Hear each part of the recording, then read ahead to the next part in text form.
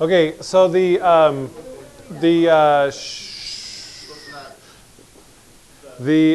main trigonometric identities that you're going to use in this section are based on your old friend, the standby sine squared plus cosine squared equals 1. Okay, you guys all remember that, right? That is the main, most important trig identity ever in your whole, yeah. If you like learned one thing from pre-calculus, that's the one thing you should have learned. And now notice that you can take this and you can manipulate it in a couple of different ways to write it for different things. So for example, you could subtract the sine squared from both sides, and then that would tell you that cosine squared equals 1 minus sine squared, right? Or you could subtract the cosine squared from both sides, and you could write it as sine squared equals 1 minus cosine squared, okay? Or you can start with sine squared plus cosine squared equals 1, and you can divide everything by sine squared. So what's sine squared divided by sine squared? 1. What is cosine squared divided by sine squared? Cotangent. Tangent is sine over cosine, so cosine over sine would be cotangent. So that would be cotangent squared equals, then what is 1 divided by sine squared? Inverse? Secant. Secant. No, cosecant. Cosecant. Okay? So from that, you can also get that 1 plus cotangent squared equals cosecant squared, all right? And then you can mess around with this in the same way that you did with that. So you could rewrite this as 1 equals cosecant squared minus cotangent squared, or you could say cotangent squared equals cosecant squared minus 1, right? By just flipping it around, okay? And then the last thing is, yeah, is if we divide everything by cosine squared, sine squared divided by cosine squared is tangent squared. Cosine squared divided by cosine squared is 1, and 1 divided by sine squared, or we mean by cosine squared is this one is secant. And then same thing as before, you could do some simple algebra to rewrite this as 1 equals secant squared minus tangent squared, or you could go tangent squared equals secant squared minus 1. Okay? Does that make sense? So these are kind of the things that we're going to be working with. All right, so if we go back to this, and we are asked to find the antiderivative of cosine cubed, you might think, okay, I'm going to make a u substitution, and I'm going to let u equal cosine, but what's the problem with doing that? Why does that not work? It's cosine cubed. Well, that would make it u cubed, right? We would need a negative sign in there to figure out what dx gets replaced as, and there's not, okay? So we can't do that. So what we're going to do instead is we're going to take cosine cubed, and we're going to rewrite it as cosine squared times cosine. Okay? Then what we can do with that is if I go back to this thing right here, cosine squared is 1 minus sine squared. So now I can rewrite this as 1 minus sine squared times cosine. Okay? And then I can use a u substitution because I have both a sine and a cosine. So I've rewritten this as 1 minus sine squared x times cosine x dx. So your u is going to be sine. Okay? So u is equal to sine of x. Nope. And then du is equal to cosine x dx. And so this thing right here becomes du, and this thing right here becomes u. And then we're in great shape, right? So now I can rewrite this as 1 minus u squared du. And then for that, you just take the integral of the two separate pieces. What's the antiderivative of 1? U. Minus. Caleb? Caleb? what is happening right now? Yeah, but why are you starting a conversation with Cameron about what happened last night right in the middle of a calculus lesson? Okay, can you? Yeah, that's not gonna work. Pause. Can you have that Don't conversation listen right now. later? We'll remind you to ask Do Cameron not about listen last to night. the conversation. Tell him not. Okay. Tell him, please. Okay. What is the antiderivative of u squared? 1/3 u cubed. And then, yeah, and then plus c. Okay? But then we're not done because I have to put the u thingy back in there. So this is sine of x minus 1/3 sine cubed of x plus c. Okay? Okay, so the moral of the story is if you have a trig function thingy, in order to use a u substitution, you have to have its derivative in the problem. And so if you don't have that, then you have to use identities to change it. Okay? Yeah. So when you're at the, when you're taking the antiderivative at the end, Uh-huh. you have a regular number in terms of u not x. Right. Yeah, I didn't get that. That was weird. How is the antiderivative of 1? It doesn't make Yeah, sense. because we It changed makes it. No, absolutely no sense. No, it does make sense because we changed it to du. So that means that all of the regular numbers are going to turn into u's. If this was a dt, then the antiderivative would be t. Okay? Wait,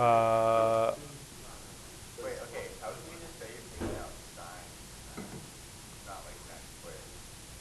How do what? Like for u, how do you Uh-huh. do like u inverse sine, not sine squared? Like, why did I do that, or how is that mathematically legal? Okay. I can let u equal, I mean, I'm rewriting it as, But okay, so what I'm saying is, but when you plug the u back into the equation, you Uh-huh. still have to put the 1 minus the whatever it is squared. when I plug the u back into the equation, you mean to get from here to here? No. So you didn't put the squared in right there, right? Right, I just put in the u as sine of x. So that's why when I made my u substitution, the sine squared became a u squared. Okay? Say I mess up.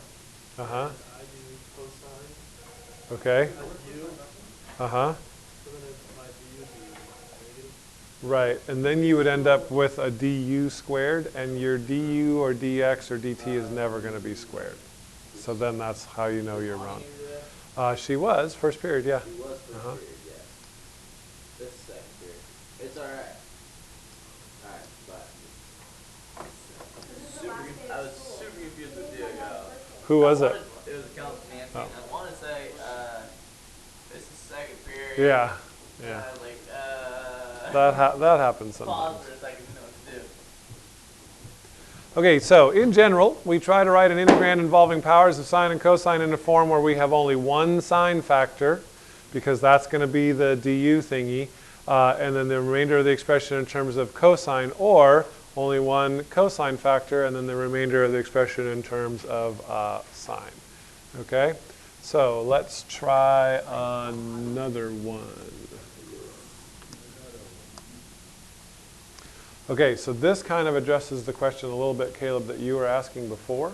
You might say, oh, well, we'll just let u equal sine, and then du would be cosine dx, and then I would end up with a du squared, but I can't have a du squared. That's not okay. All right, so what we are going to do with this one is we are again going to separate it out.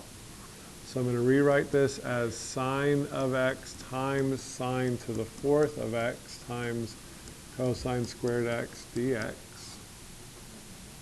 Okay? And the reason why that is handy is because now if I let u equals cosine, then the derivative of that is negative sine, so then I have my sine dx right here, right?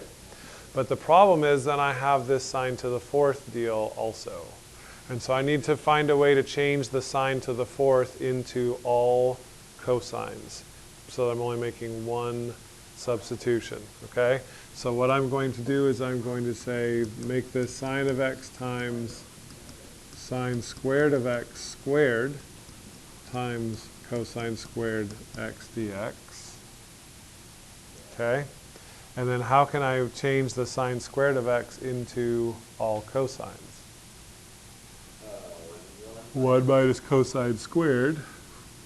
So this is going to now be sine of x times 1 minus cosine squared of x squared times cosine squared of x dx.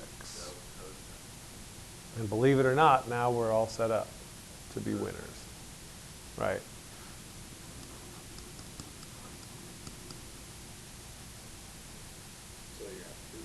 So u is cosine of x. du is negative sine of x dx. Right? So negative du equals sine of x dx. Right? Okay, so now everybody in this original problem right here is going to get replaced with u's. So the sine of x dx becomes a negative du.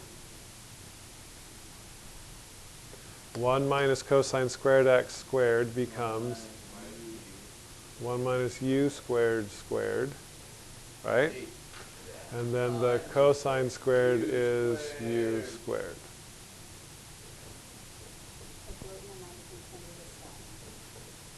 I think it took them a while.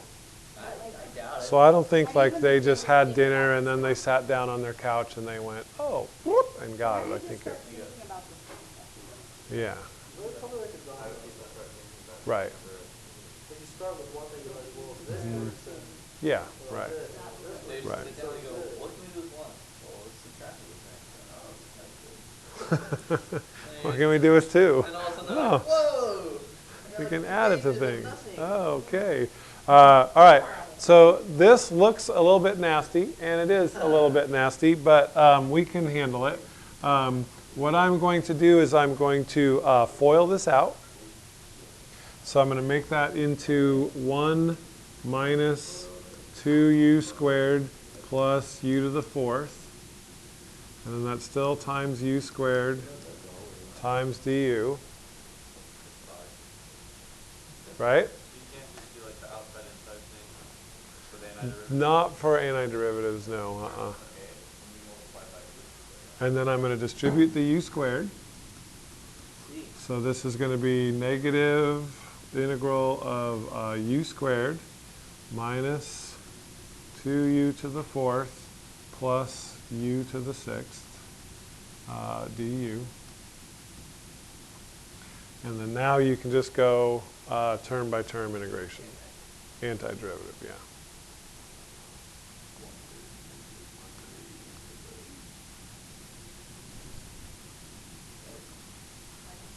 Because it looked like it was sort of connected to the u, and it just was freaking me out.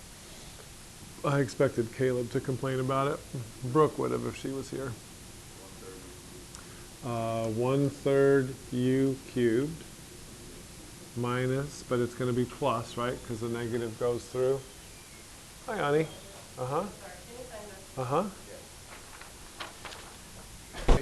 Okay, so yeah, she's going to Disney World tomorrow for a week with a bunch of other exchange students, and then she's going home. She apparently has to go back to Georgia and take a bunch of tests in order to graduate. No, I think it's in Athens, Georgia. No, Georgia, the country. Okay, so do you guys understand where we left off? This negative here and this negative here are going to make a positive, right? So what's the antiderivative of 2u to the 4th? 2/5 u to the 5th. And then this negative and that plus are going to make a negative 1/7 u to the 7th plus c. Am I done? Yeah. Okay, so then I have to resubstitute the cosine back in there. So final answer, negative 1/3 cosine cubed plus 2/5 cosine to the 5th minus 1/7 cosine to the 7th plus c. You need to apologize to the other questions that you for your poor handwriting. I apologize to everyone out there in TV land for my poor handwriting. I'm a lefty and I'm a guy. Those both combine to make a really bad. Yeah, it used to happen. Okay, let's stop there because I know this is a lot. We're going to also explore how to use these two things. We jot these down in your notes real quick because I might screw up and accidentally assign you a problem where you have to use these. There's also another way that we can get a cosine out of a sine squared instead of using 1 minus cosine squared. You can also rewrite it as 1/2 times 1 minus cosine 2x, and then same deal here. Good question. So we'll figure that out tomorrow. Okay, so there you go. And the secret word is muffin.